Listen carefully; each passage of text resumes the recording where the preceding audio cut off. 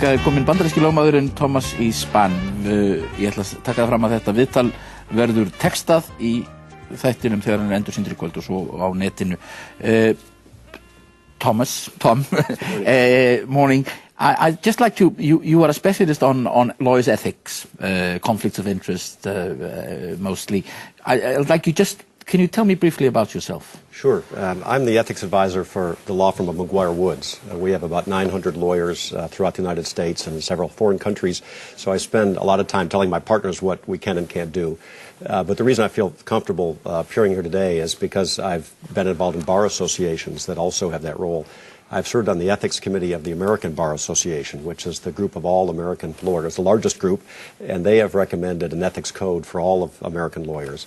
I've also was one of the authors of our state of Virginia ethics rules, and I've also been involved in the judicial ethics side. I've been the chairman of the Judicial Ethics Advisory Committee, which tells judges what they can and can't do. You have to do that very carefully. I see.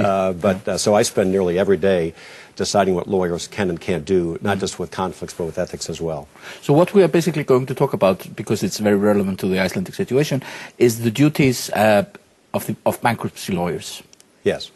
Well, yes, go ahead. I'm sorry. No. I was going to say that I'm going to talk about prepare to talk about bankruptcy lawyers in role as lawyers and also in roles as trustees in bankruptcy or liquidators, which is quite different. And I can explain my thoughts about that if you want me to. Please do. Yeah.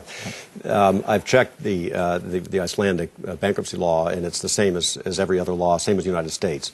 And that is that the liquidator, the trustee in bankruptcy, the person that is running the show in the bankruptcy has to be totally objective, completely neutral, with no conflicting interests at all. And your code is very strong that way. Your code says that a trustee in bankruptcy or liquidator has to have the competence of a judge.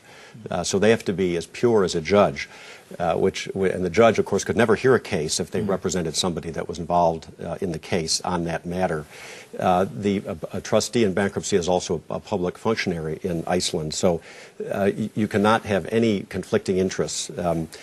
A law firm which has extensively represented a company or the executives of a company before the bankruptcy would never even be considered as a trustee in bankruptcy or a liquidator in the United States, would never come up. There would be no debate about it. And that's because they have inherently conflicting interests. Yes. And I can explain those. Yes, please.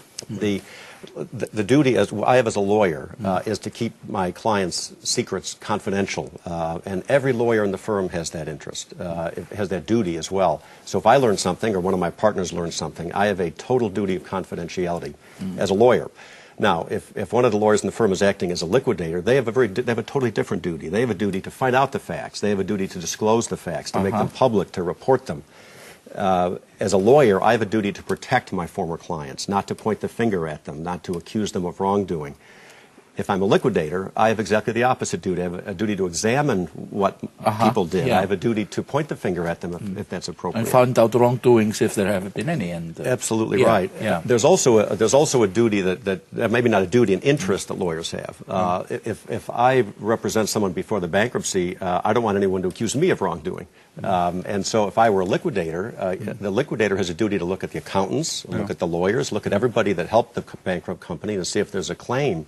And so the lawyer would never point the finger at himself or herself. So those are at least three duties that are impossibly conflicting. And that's why I say in the U.S., a law firm that extensively represented a bankrupt company would never even be considered because they could never be as neutral as a judge or as neutral as they have to be. So you think that we, in Iceland, we have to be, well, we have many companies that are in liquidations or administration, that we have to be extremely careful about this? Absolutely. There's another overlay here, and this one is kind of maybe hard to articulate, but just 2 weeks ago, March 17, all the federal judges in the United States adopted their own judicial code, and their code says not only do they have to avoid impropriety, they have to avoid the appearance of impropriety.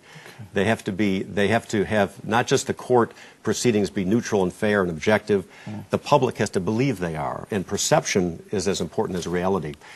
So in a case like this, where the whole world is watching Iceland, and also, as I understand it, many bankruptcies here in Iceland, including the larger ones, have assets in other countries. Many have many assets in other countries. it's even more important to not only follow the rules that are quite strict, but to look at the appearance of what's going on as well. So the perception is important. Exactly right. The perception of that nothing is being handled in a way that's not proper and. Right, exactly. That affects even the duties that I talked about as lawyers. I mentioned that if I have a duty as a partner at McGuire Woods, all 900 of my lawyers, my partners do, or my colleagues do, and that's partly a perception issue as well. Yes, but why is this so important? To sum it up. Well, to sum it up, it's important, and I can't speak obviously for Iceland. It's my first visit here, yes. But I know even before I was invited to come give my opinion, the whole world is reading about Iceland, and I know that people hold the Icelandic people in the highest esteem. And as a lawyer and as an ethicist, it seems to me that even though the times are bad, you want to play by the absolute clear rules. That's always important. Especially when there's other assets in other countries involved. I think it's even more important to play by the absolute rules.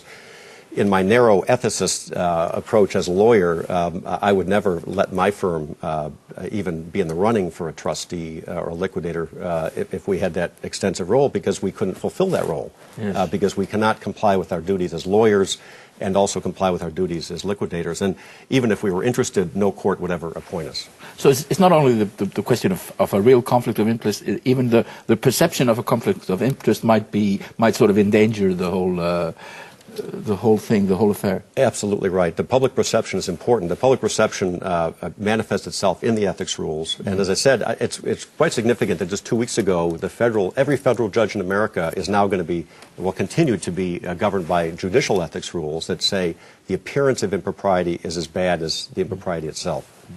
Thomas E. Spawn, thank you very much for coming here and being on my program. Við erum hérna í næstu viku, þetta verður textað hérna í endursýningunni viðtalið og á netinu gerir ég ráð fyrir. Ég á vona á merkilegum gestum í næsta þátt. Það er John Perkins sem skrifaði bókina Confessions of an Economic Hitman og hagfræðingur sem heitir Michael Hudson sem hefur verið dálítið umtalaður hér á Íslandi. Takk fyrir að horfa.